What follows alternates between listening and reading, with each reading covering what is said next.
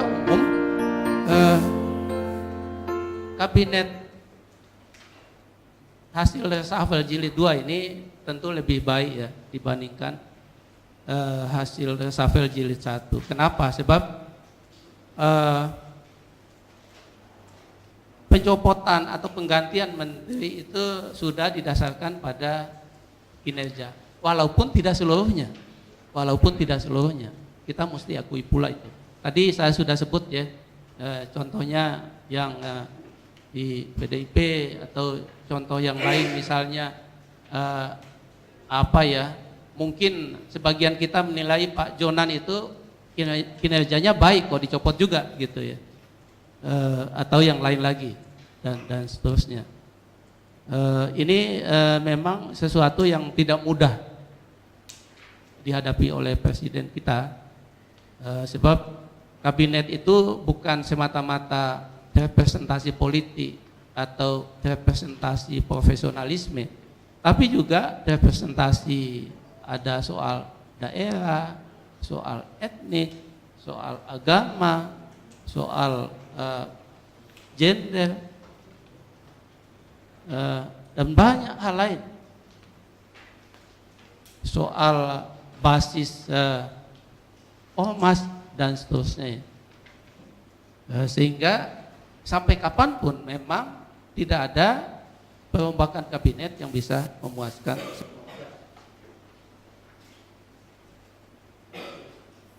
Nah, itu mengenai kabinet. Yang kedua mengenai Golkar. Pertanyaannya adalah mengapa tiba-tiba selang 1 hari setelah presiden mengumumkan hasil reshuffle kabinet, Partai Golkar mendeklarasikan dukungannya kepada Presiden Jokowi untuk pemilu 2019. Jadi bukan untuk mendukung pemerintah sampai 2019, tapi untuk calon presiden 2019. Ini sesuatu yang memang aneh. Sesuatu yang bagi kita aneh, tapi bagi saya tidak mengejutkan. Nah, selain sebagai ungkapan terima kasih Golkar pada Presiden Jokowi atas kursi kabinet yang diperoleh oleh Golkar dalam reshuffle jilid 2, saya mencatat ada 4 alasan atau 4 faktor yang menyebabkan Golkar itu mendeklarasikan dukungannya kepada Presiden Jokowi secara dini atau secara prematur.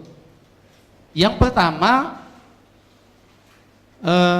bisa jadi atau tidak mustahil memang Partai Golkar memandang bahwa haluan politik dan haluan pembangunan pemerintahan Jokowi JK itu sesuai dengan yang dibayangkan Golkar, yang diinginkan Golkar, percepatan pembangunan, infrastruktur dan seterusnya.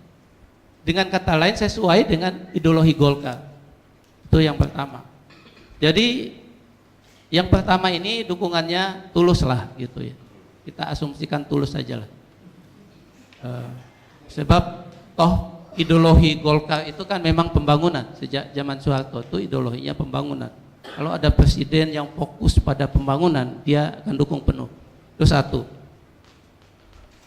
Yang kedua, dengan berikan dukungan pada Jokowi, Golkar ingin memperoleh keuntungan elektoral. Jadi ingin mendapatkan keuntungan elektoral dengan menumpang pada popularitas Presiden Jokowi. Ini penting bagi Golkar untuk meningkatkan suaranya dalam Pileg 2019 yang akan datang. Supaya apa? Supaya bisa menguasai mayoritas di parlemen, atau setidak-tidaknya supaya bisa menjadi partai pemenang legislatif sebagaimana pemilu 2004. Jadi dalam bahasa lain, yang kedua ini adalah Golkar ingin memanfaatkan Jokowi untuk mendapat dukungan elektoral. Yang ketiga, menurut saya bahwa dengan deklarasi dukungan pencalonan Jokowi, Golkar ingin menitipkan supaya ya wakil presiden dari Golkar gitu. Bila Jokowi maju kembali dalam pemilu 2019 yang akan datang. Nah, ya Anda bisa bayangkan Setia Novanto ingin di posisi itu. Posisi RI2 sebagai calon wakil presiden. Itu yang ketiga. Nah, yang keempat adalah bahwa Golkar tidak mustahil, ini tidak mustahil ya Pak Andreas ya, memang ingin mengambil alih Jokowi. Golkar itu membaca tidak harmonisnya hubungan Jokowi dengan PDIP, dengan Ibu Mega, tidak tulusnya dukungan PDIP kepada Jokowi, sehingga Golkar menyediakan wadah, mewakafkan diri sebagai kendaraan politik bagi Jokowi dalam pemilu presiden 2019. Jadi dalam bahasa yang lain, Golkar ingin menjadi kendaraan politik bagi Jokowi. Nah, saya kira 4 alasan atau faktor inilah yang melatar belakangi deklarasi dini yang dilakukan Partai Golkar untuk mendukung pencalonan Pak Jokowi sebagai presiden pada pemilu 2019 yang akan datang. Nah, satu hal lagi mengenai Pilkada Jakarta, saya pikir nanti Pak Andreas akan lebih banyak menjelaskan bagaimana sebetulnya posisi PDIP.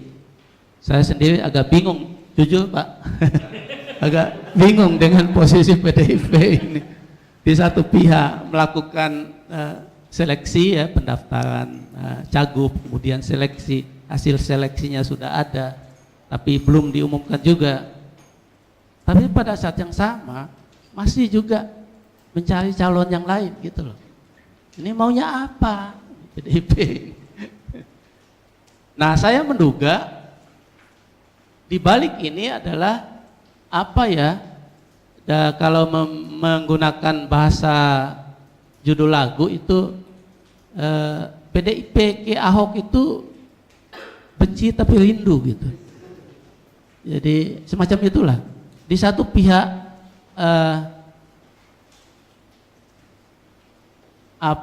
Ahok diakui kinerjanya, tapi Ahok tidak sowan ke PDIP. Di pihak lain Ibu Mega juga ya tentu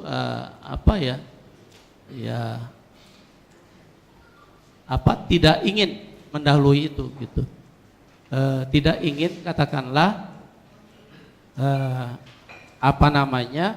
dianggap ya tunduk pada Pak Basuki atau Pak Ahok.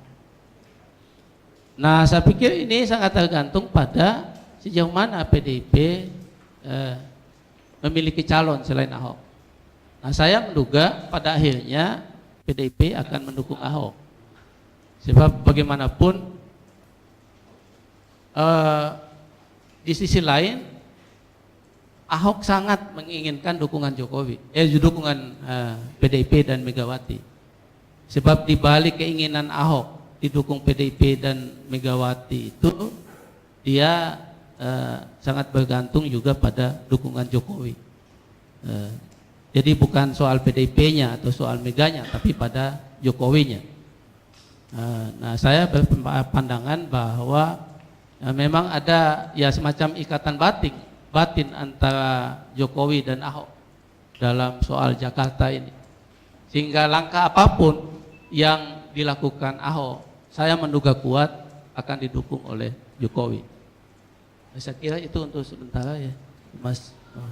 Saya mudah-mudahan nanti bisa kita diskusikan lebih lanjut. Terima kasih. Terima kasih Prof. Haris. Kita kasih aplaus dulu untuk Prof. Samsudin Haris. Ulasannya yang tadi cukup terperinci. Ada 3 hal yang tadi disampaikan oleh Prof. Haris sesuai dengan yang tadi saya paparkan Pak Andreas Parera. Jadi habis ini sesinya Pak Andreas adalah yang pertama tadi persoalan setelah reshuffle jilid 2 ini kekuasaan presiden kan terkonsolidasi baik dari segi menteri-menterinya dan juga penataan kekuasaan di partai-partai di parlemen. Yang kedua tadi terkait dengan Golkar, rapatnya Golkar ke pemerintah dan statement Golkar yang tadi dukungan prematur yang disebut Prof. Haris tadi untuk mencalonkan Pak Jokowi di 2019. Yang ketiga adalah terkait dengan Pilkada DKI yang dalam hal ini sebenarnya posisi PDIP masih sangat ditunggu karena maunya apa sebenarnya PDIP ini ke depan terkait dengan pencalonan Pilkada DKI dan juga terkait dengan Golkar. Golkar kan sudah masuk duluan ke gerbongnya Pak Jokowi dan ada pemeo begini kan saya baca beberapa media adalah kalau terkait dengan Golkar ini, kalau politisi Demokrat tuh Bang Ruth mengatakan kodok di Istana Bogor pun tahu kalau Golkar itu dulu mendukung Prabowo gitu loh. Nah sekarang Golkar itu sudah mendukung Pak Jokowi, bukan hanya mendukung Pak Jokowi tapi juga mencalonkan di 2019. Ini bagaimana PDI melihat manuver Partai Golkar dan juga terkait dengan kemarin reshuffle, terkait juga dengan Pilkada DKI, dia sudah ambil duluan Ahok, yang dia udah mainkan Pak Jokowi untuk 2019. Dan terkait konstelasi tadi Pak Andreas Parera, setelah reshuffle kabinet ini kan terjadi lembaran politik baru di istana dan di parlemen, dan bagaimana itu juga berpengaruh terhadap Pilkada DKI dan konstelasi menjelang 2019. Kenapa pun 2018 itu kan tahun politik kan. Bagaimana dengan sikap PDIP yang tadi ya untuk persoalan Pilkada DKI saja masih bingung, belum tentu. Jangan sampai kalau kita obrolan di kantor nih kita mengatakan jangan sampai ini karena jam terbang politiknya Golkar dan PDIP ini jangan sampai kena tikungan lagi dengan partai Golkar nih. Nah, kira-kira bagaimana Pak Andreas Parera? Mohon dijelaskan. Ya, yang pertama yang saya ingin sampaikan memang agak kurang fair juga teman Golkar tidak ada di sini gitu. Kita komentari Golkar, teman Golkarnya tidak ada gitu. Kita undang tapi tidak ada alasan-alasan. Iya, tapi kalau kita lihat ke ini kan ceritanya manuver Golkar ini PD Perjuangan apa yang harus dilakukan, ini menguntungkan atau merugikan, atau apa yang kira-kira menurut PD Perjuangan terhadap Golkar ini. Kalau saya lihat faktanya ya sejak reformasi ini Partai Golkar tidak pernah menang di Pilpres. Ya kan? Itu fakta loh. Pernah kami 2004 kan sama-sama juga gitu, kalah. Setelah itu juga Partai Golkar belum pernah menang lagi di Pilpres. Sehingga di mata PDI Perjuangan sebenarnya ya manuver ini ya tidak lebih dari kepentingan elit-elit politik, lebih pada konsumsi elit politik. Kalau kita tahu bahwa Golkar baru keluar dari kemelut yang cukup panjang, ini lebih pada mengamankan, saling mengamankan. Golkar perlu legitimasi dari pemerintah, pemerintah perlu legitimasi, khususnya Presiden Jokowi dan JK perlu legitimasi dari penguatan pemerintahan terutama di parlemen, sehingga ada simbiosis kepentingan antara Golkar dan pemerintah.